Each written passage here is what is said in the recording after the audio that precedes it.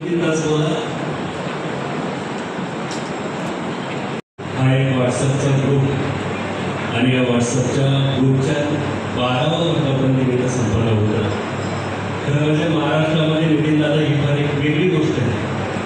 आपल्या गावामध्ये व्हॉट्सअपचे ग्रुप येतोय आणि या सगळ्या व्हॉट्सअपच्या ग्रुपच्या निमित्तानंच आणि त्याच्या आधीपासून मी नेहमी असं म्हणतो की आज महाराष्ट्रामध्ये तरी पाऊस हा एकाच व्यक्तीला विचारून पडतो. ही व्यक्ती म्हणजे आज नको आणि त्या व्यक्तीचं नाव तुम्हाला सगळ्यांना माहिती दीपक जाधव आहे.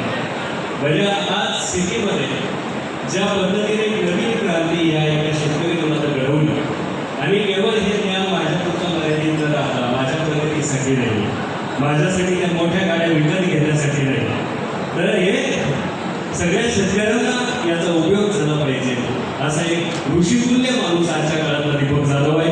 आणि त्याच्या मार्गदर्शनात मित्रांनो आपण सगळे काम करतो याचा मला सगळ्यात जास्त आनंद आहे. सर जी आज या ठिकाणी जो मेळावा घेतला तो मेळावा कशा संदर्भात घेतला, काय म्हणून घेतला आणि या पाठीमागचा तुमचा उद्देश काय? हे बघा, तब्बल 12 वर्षापूर्वी काही शेतकरी मित्र नाशिक मार्केटला भाजीपाला विक्री करायला आले.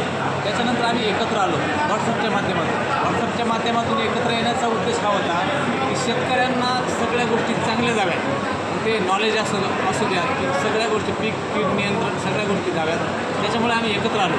आता 12 वर्षानंतर हा मेळावा का एकत्र घ्यावा लागला, तर या 12 वर्षामध्ये असं म्हणतात की बघा अध्यात्मामध्ये की 12 वर्ष जेव्हा कुणी 12 वर्ष तप करतात. आता आमचं तप हे शेतीमधलं झालं. हे शेती करताना शेतकऱ्याला येणाऱ्या अडीअडचणी, खत, कीड रोग नियंत्रण, शेतीच्या समस्या काय हे सगळ्या जाणून आणि शेतकऱ्यांना तब्बल 12 वर्षामध्ये जे लोक आहे सोशल मीडियावरती त्या लोकांच्या समस्या जाणून आम्ही त्या या ठिकाणी आज एकत्र आलो. एकत्र येण्याचा उद्देश असा आहे आमचा. एकत्र येऊन आमचं स्नेहमिलन देखील झालं. त्यानंतर इथं रक्तदानाचा मोठा कार्यक्रम तो संकल्प तो पूर्ण केला आणि त्यानंतर इथं येऊन आम्ही आता जे 12 वर्षामध्ये जे काही सक्सेस लोक आहेत ते सर्व या ठिकाणी आपलं मनोगत व्यक्त करतील.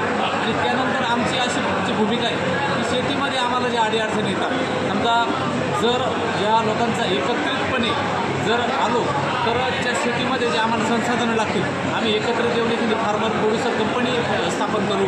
सरकार आम्हाला त्या ठिकाणी आज आश्वासन दिलं साहेबांनी ते मदत करतील आणि ते एकत्र आल्यानंतर आम्ही त्याच्यातून मोठी क्रांती उभी करण्याची आमची यशोगाथा आहे. तर बघा, तुम्ही सह्याद्रीचं उदाहरण घ्या. आज सह्याद्री फार्म जर बघितलं तर अचानक मोठी झालेली होती. सह्याद्री देखील अशीच सुरुवात झाली होती आणि अशा पद्धतीने आमची सुरुवात ही पहिली आहे. त्याच्यानंतर जेव्हा आम्ही हा ॲटोम बॉम्ब कसा असतो की छोटा असतो पण स्फोट झाल्यानंतर त्याचा उद्रेक होतो, त्या पद्धतीने हा शेतकरी आज एकत्र आला आहे आणि एकत्र येऊन तो शेतकरी मोठी क्रांती घडवणार आहे.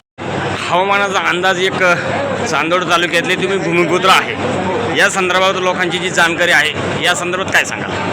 हे बघा सर, काय झालं की ज्या काही भारतीय हवामानशास्त्र विभाग आहे त्यांचे अंदाज कधी येतात आपल्याला माहिती आहे की पाऊस गेल्यानंतर त्यांचे मेसेज येतात की पाऊस येणार आहे. त्याच्यामुळं मी महात्मा फुले कृषी विद्यापीठ राहुरी MSc BSc मेट्रोलॉजी शिक्षण झाल्यानंतर मी माझ्या त्या ज्ञानाचा उपयोग व्हॉट्सअप आणि सोशल मीडियाच्या माध्यमातून मी देण्याकरता एकत्र आलो आणि त्याच्या माध्यमातून मी जगभरातले विविध हवामानाचे मॉडेल यांचा अभ्यास करून शेतकऱ्यांना अचूक हवामान अंदाज देण्याचा प्रयत्न करतो जेणेकरून त्याचं